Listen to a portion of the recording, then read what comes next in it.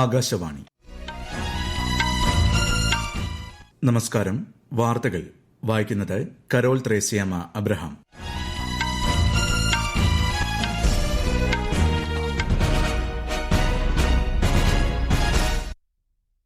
പ്രധാന വാർത്തകൾ. ഇന്ത്യൻ ഭരണഘടനാ ശില്പി ബാബാ സാഹിബ് ഡോക്ടർ ബി.ആർ. അംബേദ്കറുടെ ജന്മവാർഷിക ദിനത്തിൽ ശ്രദ്ധാഞ്ജലി അർപ്പിച്ച് രാജ്യം. ഗുജറാത്ത് ലോക് ഭവനിലെ അംബേദ്കറുടെ ഛായാചിത്രത്തിൽ രാഷ്ട്രപതി ദ്രൌപദി മുർമു പുഷ്പാർച്ചന നടത്തി. രാജ്യത്തിന്റെ വിവിധ ഭാഗങ്ങളിൽ വിളവെടുപ്പ് ഉത്സവങ്ങൾക്ക് തുടക്കമായി. പുതുവർഷാശംസകൾ നേർന്ന രാഷ്ട്രപതി, ഉപരാഷ്ട്രപതി, പ്രധാനമന്ത്രി ഉൾപ്പെടെയുള്ള പ്രമുഖർ. പശ്ചിമബംഗാൾ, തമിഴ്നാട് സംസ്ഥാനങ്ങളിൽ നിയമസഭാ തെരഞ്ഞെടുപ്പ് പ്രചാരണങ്ങൾ ഊർജ്ജിതം. മുന്നണികളിലെ പ്രധാന നേതാക്കൾ ഉൾപ്പെടെ പ്രചാരണ രംഗത്ത് സജീവം. പശ്ചിമേഷ്യയിൽ സംഘർഷം രൂക്ഷമാകുന്നു. ഇറാനിലെ തുറമുഖങ്ങൾ ഉപരോധിക്കുന്നതിന്റെ ഭാഗമായി 15ഓളം നാവിക കപ്പലുകൾ വിന്യസിച്ച് അമേരിക്ക. കേരളത്തിൽ ചൂട് കൂടുന്നു. ഉയർന്ന അൾട്രാവയലറ്റ് സൂചിക രേഖപ്പെടുത്തിയതിനാൽ ജനങ്ങൾക്ക് കർശന ജാഗ്രതാ നിർദ്ദേശം. IPL ക്രിക്കറ്റിൽ ഇന്ന് Chennai super Kings, Kolkata night Riders പോരാട്ടം. വാർത്തകൾ വിശദമായി. ഇന്ത്യൻ ഭരണഘടനാ ശില്പി ബാബാ സാഹിബ് ഡോക്ടർ ബി.ആർ. അംബേദ്കറുടെ 136ാം ജന്മവാർഷിക ദിനം ഇന്ന്. സമത്വം, സ്വാതന്ത്ര്യം, സാഹോദര്യം എന്നിവ അടിസ്ഥാനമാക്കിയുള്ള സമൂഹ സൃഷ്ടിയായിരുന്നു അംബേദ്കറുടെ ദർശനം. ഭരണഘടനയുടെ രൂപകൽപ്പനയിൽ അദ്ദേഹം വഹിച്ച പങ്ക് ഇന്ത്യൻ ജനാധിപത്യത്തിന് അടിത്തറ പാകി. ഗുജറാത്ത് ലോക് ഭവനിൽ സംഘടിപ്പിച്ച ചടങ്ങിൽ ഡോക്ടർ അംബേദ്കറുടെ ഛായാചിത്രത്തിൽ രാഷ്ട്രപതി ദ്രൌപദി മുർമു പുഷ്പാർച്ചന നടത്തി. ഉപരാഷ്ട്രപതി CP രാധാകൃഷ്ണൻ, പ്രധാനമന്ത്രി നരേന്ദ്രമോദി, ലോക്സഭാ സ്പീക്കർ ഓം ബിർള, രാജ്യസഭയിലെ പ്രതിപക്ഷ നേതാവ് മല്ലികാർജ്ജുൻ ഖർഗെ, കേന്ദ്രമന്ത്രിമാർ, പാർലമെന്റ് അംഗങ്ങൾ തുടങ്ങിയവർ പാർലമെന്റ് വളപ്പിലെ പ്രേരണാ സ്ഥലത്ത് ഡോക്ടർ ബി.ആർ. അംബേദ്കറിന് ശ്രദ്ധാഞ്ജലി അർപ്പിച്ചു. അംബേദ്കർ ജയന്തി ദിനമായ ഇന്ന് കേരള ലോക് ഭവനിൽ സംഘടിപ്പിക്കുന്ന പരിപാടിയെ ഹൈക്കോടതി ജഡ്ജി ജസ്റ്റിസ് ദേവൻ രാമചന്ദ്രൻ അഭിസംബോധന ചെയ്യും. ചടങ്ങിൽ ഗവർണർ രാജേന്ദ്ര വിശ്വനാഥ് ആർലേക്കർ അധ്യക്ഷനാകും.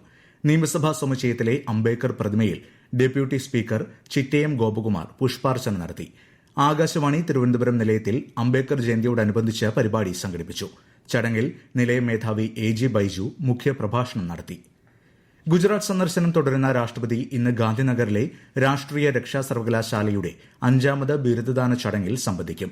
നാളെ നാഗ്പൂർ എയിംസിന്റെ 2ാം ബിരുദദാന ചടങ്ങിൽ പങ്കെടുക്കുന്ന രാഷ്ട്രപതി ഇന്ത്യൻ റവന്യൂ സർവീസ് 78ാം ബാച്ച് ഓഫീസർ ട്രെയിനികളുടെ പരിശീലന സമാപന ചടങ്ങിലും പങ്കെടുക്കും.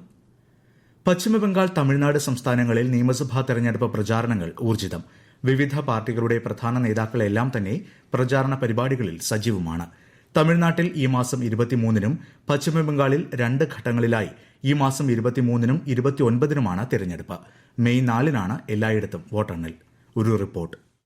പശ്ചിമബംഗാളിൽ തൃണമൂൽ കോൺഗ്രസ് അധ്യക്ഷയും മുഖ്യമന്ത്രിയുമായ മമതാ ബാനർജി സംസ്ഥാനത്തിന്റെ വിവിധ ഭാഗങ്ങളിൽ ഇന്ന് നടക്കുന്ന പ്രചാരണ പരിപാടികളിൽ പങ്കെടുക്കും. പിംഗ്ള, സബാങ് എന്നിവിടങ്ങളിൽ പൊതുയോഗങ്ങളെ അഭിസംബോധന ചെയ്യുന്ന അവർ തംലൂക്കിൽ നടക്കുന്ന റാലിക്ക് നേതൃത്വം നൽകും. കാളിയഗഞ്ചിൽ ഇന്ന് റോഡ് ഷോയ്ക്ക് നേതൃത്വം നൽകുന്ന ആഭ്യന്തരമന്ത്രിയും BJP നേതാവുമായ അമിത്ഷാ ഗംഗാറാംപൂർ ജില്ലയിൽ നടക്കുന്ന പൊതുയോഗത്തെ അഭിസംബോധന ചെയ്യും. നിയമസഭാ തെരഞ്ഞെടുപ്പ് ആഗതമായ തമിഴ്നാട്ടിലും പ്രചാരണം ഊർജ്ജിതമാണ്. DMK നേതാവും മുഖ്യമന്ത്രിയുമായ MK സ്റ്റാലിൻ, തമിഴ്നാട് വെട്രിക്കഴകം നേതാവും സിനിമാ താരവുമായ വിജയ്, AIADMK നേതാവും മുൻ മുഖ്യമന്ത്രിയുമായ എടപ്പാടി K. പളനിസ്വാമി അടക്കമുള്ള മുതിർന്ന നേതാക്കൾ പ്രചാരണത്തിൽ സജീവമാണ്. News desk, Akashvani. പ്രധാനമന്ത്രി നരേന്ദ്രമോദി ഇന്ന് ഉത്തരാഖണ്ഡ് സന്ദർശിക്കും. ഡൽഹി ഡെറാഡൂൺ സാമ്പത്തിക ഇടനാഴി പ്രധാനമന്ത്രി ഉദ്ഘാടനം ചെയ്യും. തുടർന്ന് വന്യജീവി ഇടനാഴിയുടെ അവലോകനം നടത്തുന്ന അദ്ദേഹം ഡെറാഡൂണിലെ ജയ് മാതാ കാളി ക്ഷേത്രവും സന്ദർശിക്കും. നയരൂപീകരണത്തിലും തീരുമാനമെടുക്കൽ പ്രക്രിയകളിലും വനിതകൾ സജീവ പങ്കാളിത്തം വഹിക്കുമ്പോൾ വികസിത ഭാരതം സാക്ഷാത്കരിക്കാനുള്ള പ്രയാണം ശക്തിപ്പെടുമെന്ന് പ്രധാനമന്ത്രി നരേന്ദ്രമോദി.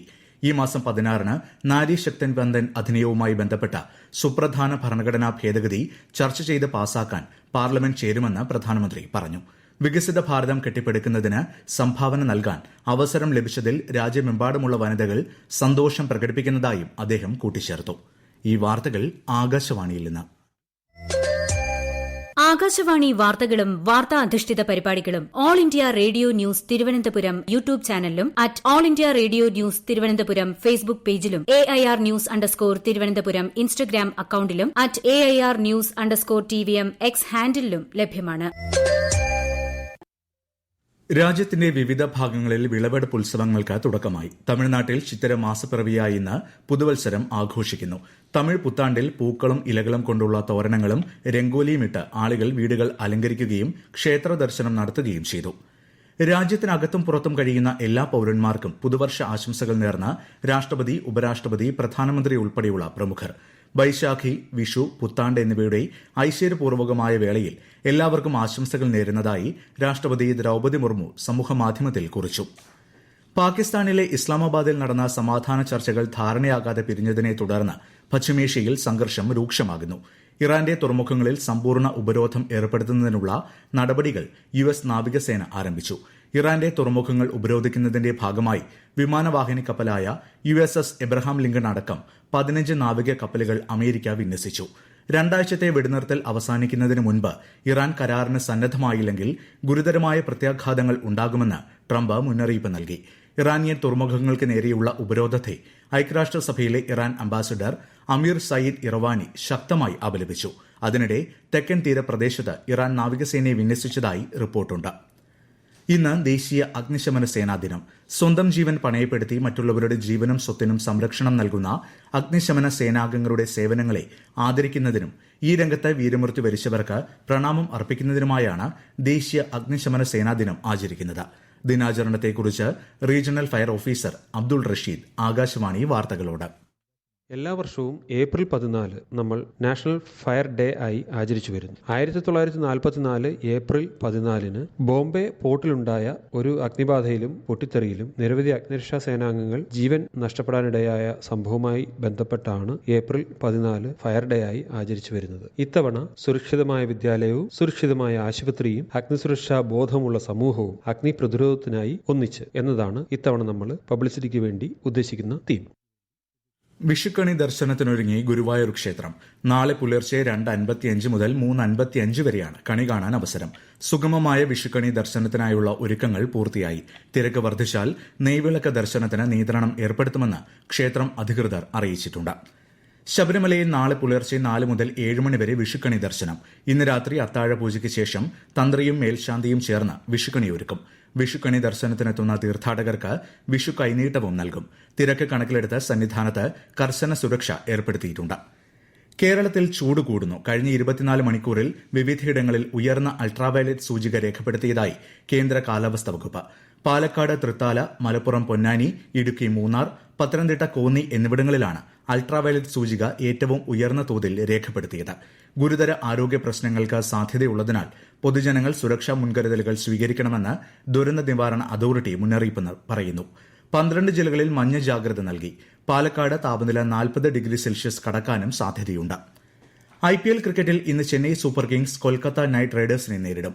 രാത്രി 7:30 ചെന്നൈയിലാണ് മത്സരം. വനിതാ T20 ലോകകപ്പ് ക്രിക്കറ്റ് ആരംഭിക്കാൻ 60 ദിവസം ശേഷിക്കെ വിജയിക്കുന്ന ടീമിന് റെക്കോർഡ് പാരിതോഷികം പ്രഖ്യാപിച്ച് ICC.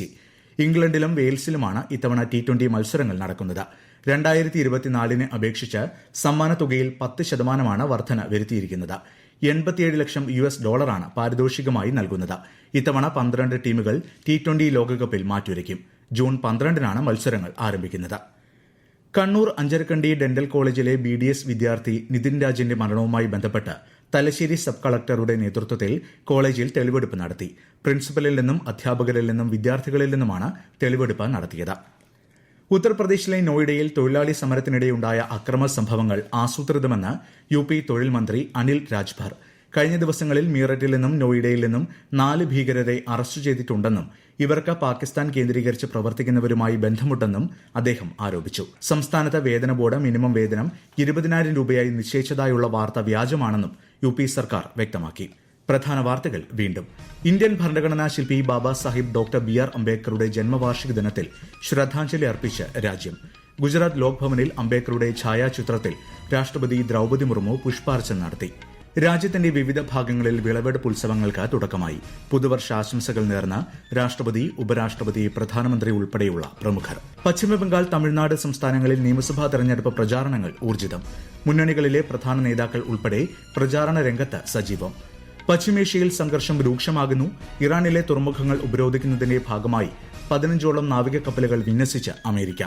കേരളത്തിൽ ചൂട് കൂടുന്നു. ഉയർന്ന അൾട്രാവയലറ്റ് സൂചിക രേഖപ്പെടുത്തിയതിനാൽ ജനങ്ങൾക്ക് കർശന ജാഗ്രതാ നിർദ്ദേശം. IPL ക്രിക്കറ്റിൽ ഇന്ന് Chennai super Kings Kolkata night Riders പോരാട്ടം. വാർത്തകൾ കഴിഞ്ഞു. അടുത്ത വാർത്താ പ്രക്ഷേപണം വൈകിട്ട് 3 മണിക്ക്.